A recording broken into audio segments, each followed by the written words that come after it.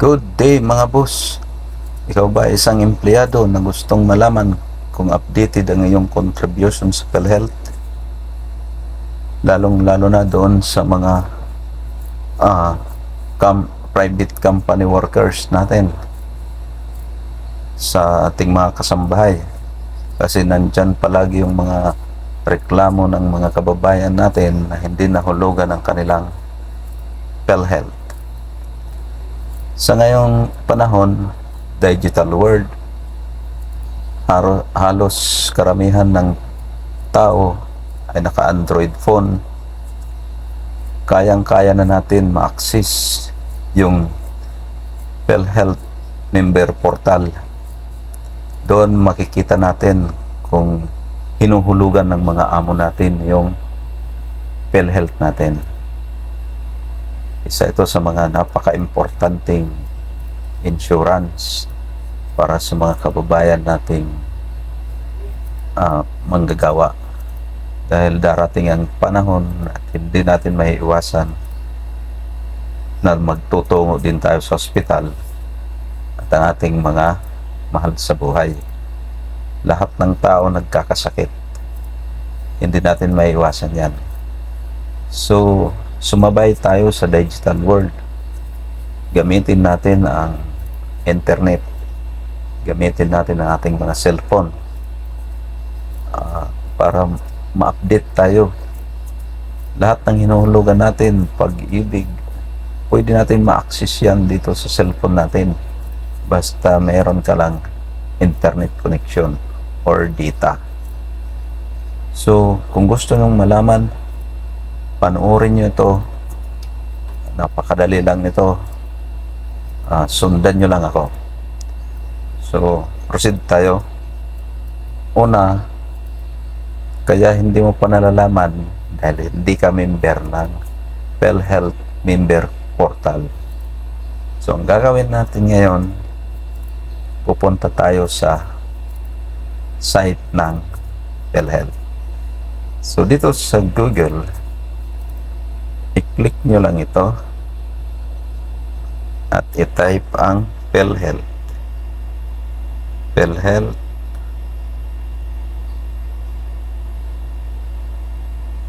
Yan.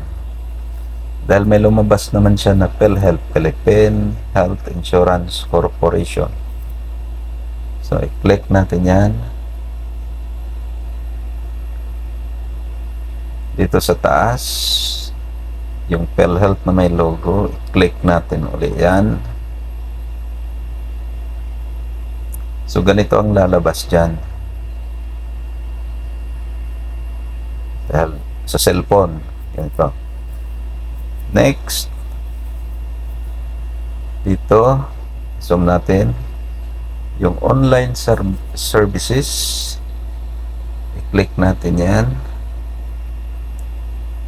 Ito yung lalabas. I-zoom ulit natin.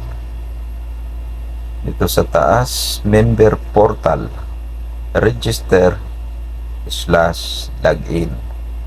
So ito yung click natin, register/login. Yan. Hintayin natin.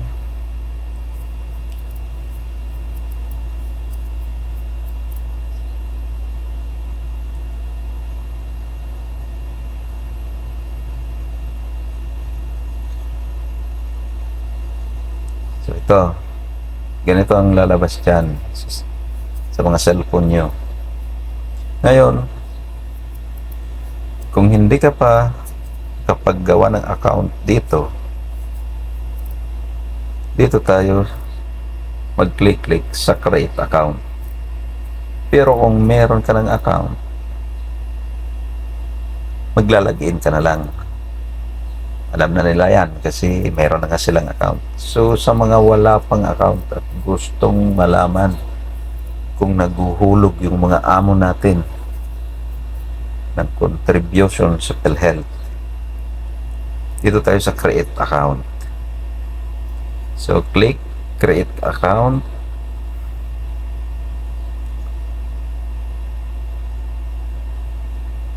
Gagawa tayo ng account. para ma-access natin yung portal.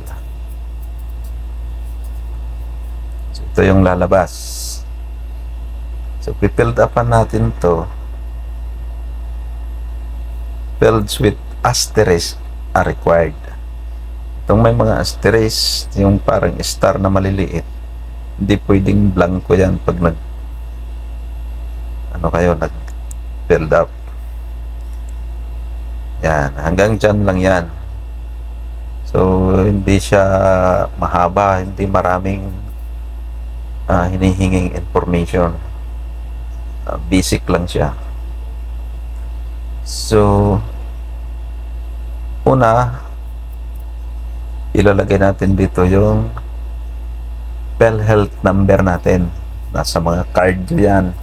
Sa PhilHealth card, nandun yan. 12 digit, nandun yan. Next, last name, apelyido natin yan. Next, first name, pangalan, date of birth, kapanganakan, sex, babae o lalaki, email address. Dito sa email address, yung mga walang email address na hindi pa marunong gumawa ng email address, mga ordinaryo nating kababayan, pero mayroon silang trabaho saan required yung mga amo nila maghulog ng contribution sa PhilHealth, tulad ng itong ating mga kasambahay ngayon ay nire-require yan ng kasambahay law. Meron silang PhilHealth. Kaya maghiram kayo ng email ads sa anak nyo, asawa nyo, kapatid nyo, kung di kayo marunong gumawa. Para lang yan doon sa verification. So, kung ilalagay mo dito yung email ad mo, dyan, yan ang magiging, dyan ka makaka-receive ng notification galing sa PhilHealth kung approve yung application mo ng itong portal member account mo. Next is mobile number, itong cellphone number mo, yung ginagamit mo, baka doon mag-text yung PhilHealth sa, baka may OTP yun, nakalimutan ko kasi nung mag-register ako dito. Yan ang ilagay mo, yung ginagamit mo talaga, yung dala-dala mo. Next, dito sa baba, itong kulay blue. Gagawa ka ng password. Password, sabi niya, must meet the following requirements. Minimum of 8 characters. 8, halimbawa kung Chua, apelyido mo, 5 pa lang yan. Kulang pa ng 3. So, hindi pa baba ng 8. At saka, at hindi lalampas ng 32 na letters o na halo ng numbers, saka itong special characters. Kailangan merong numero, kahit isa lang. Kailangan merong capital letter, kahit isa lang. Kailangan may maliit na letra, kahit isa lang. Kailangan mayroong special characters, itong number sign, dollar sign, percent sign, open parent, close parent, asterisk, equal sign, plus sign. Kailangan meron yan. So, halo-halo yan. Bahala ka na kung anong discarding gagawin mo. Sample ko dyan is ito. Yan. Kung gusto mong gayahin, huwag mo nang habaan yung password mo. Hindi naman kailangan apelyido yan o pangalan mo. Basta yung madali mo lang matandaan para hindi mo makalimutan yan. So, pag nakabuo ka na ng password, ilalagay mo yan dito. Preferred password. Tapos ulitin mo dito sa confirm password. Tapos, next, itong CAPTCHA.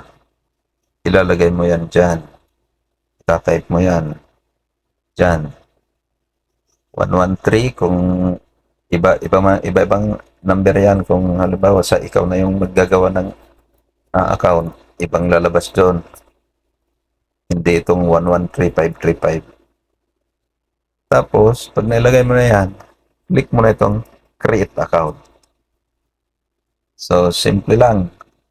Mabilis lang siya. Ngayon, pag na-submit mo na yan, hintay ka lang at mag-email yan sa'yo. Doon sa ginamit mong email address, doon yan magpapadala or baka mag-text sa'yo yung PhilHealth. Basta, hintayin mo lang yan. Pag may na-receive ka na sa email mo, kung halimbawa nakalagay yung congratulations or sinabi niyang verify your email address, may nakalagay doon. Click mo lang doon, verify. Okay na yun. Congrats ka na gawa mo na yung account mo. Saka ka na maglalagin. So kung okay na yung account mo, subukan mo na mag-login. Ganito yon. Itong totoong account ko yung isasample natin.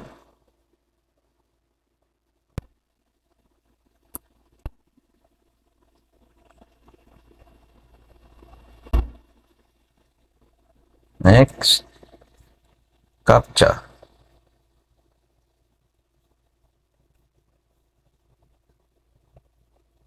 Four, three, 8431.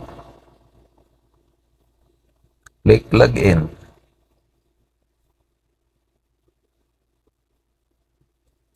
Ayan, nakalagin na tayo.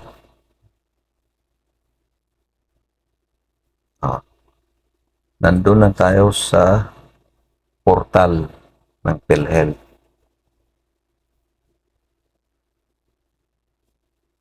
So, para malaman nyo yung contribution nyo, click itong tatlong guhit.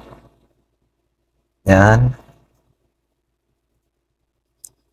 Next, click itong premium contribution.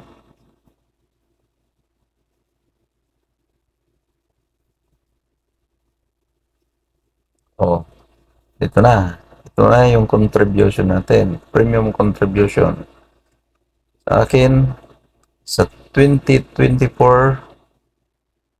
yan, kompleto.